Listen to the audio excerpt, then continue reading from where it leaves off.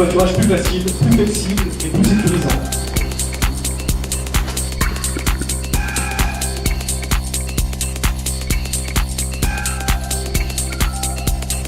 C'est un véritable outil de flexibilité.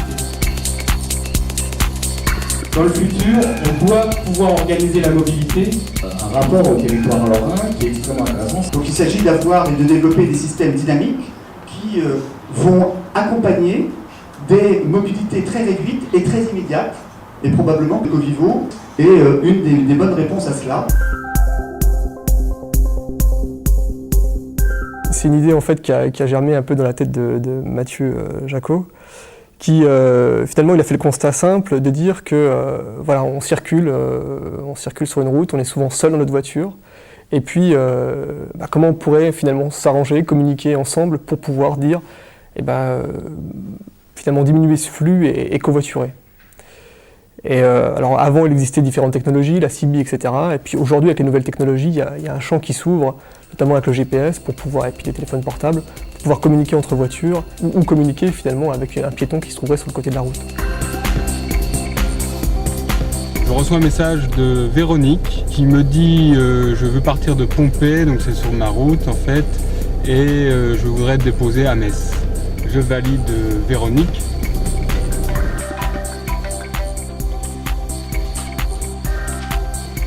Théoriquement, moi je vais à ce moment-là à droite, et là on me demande d'aller tout droit.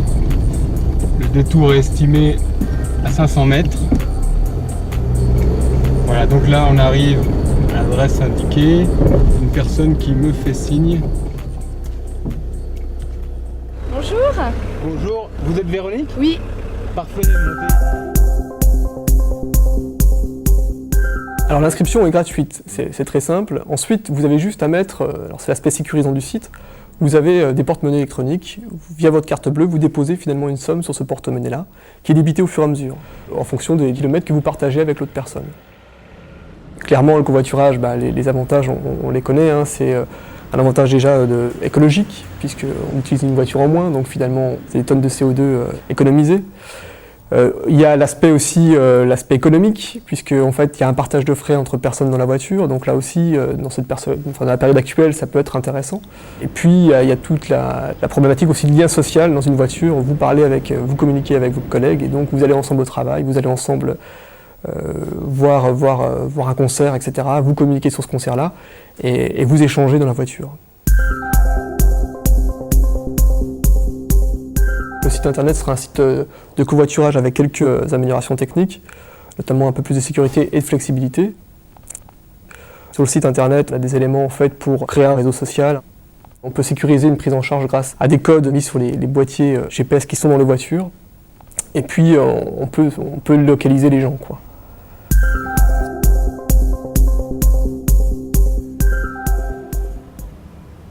On a rencontré les gens du CAREP. Ensuite, les gens de Promotech, les gens de la CCI aussi qui nous ont beaucoup aidés. Et finalement, de fil en aiguille,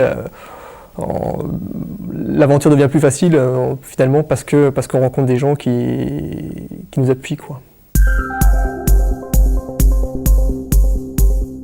L'objectif pour nous est d'arriver à 2000, 3000 voyageurs jour en termes de covoiturage.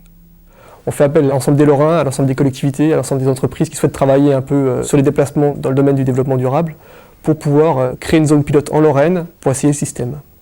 Hormis la création d'emplois, ce qui est intéressant pour une collectivité, c'est réellement d'avoir une approche globale et intégratrice de ces problématiques de transport. De dire finalement, je mets en place un réseau de bus, mais peut-être que le covoiturage pourrait être intéressant ou accompagner une politique finalement de transport. C'est un peu l'aventure, c'est vrai, mais ça en vaut la peine.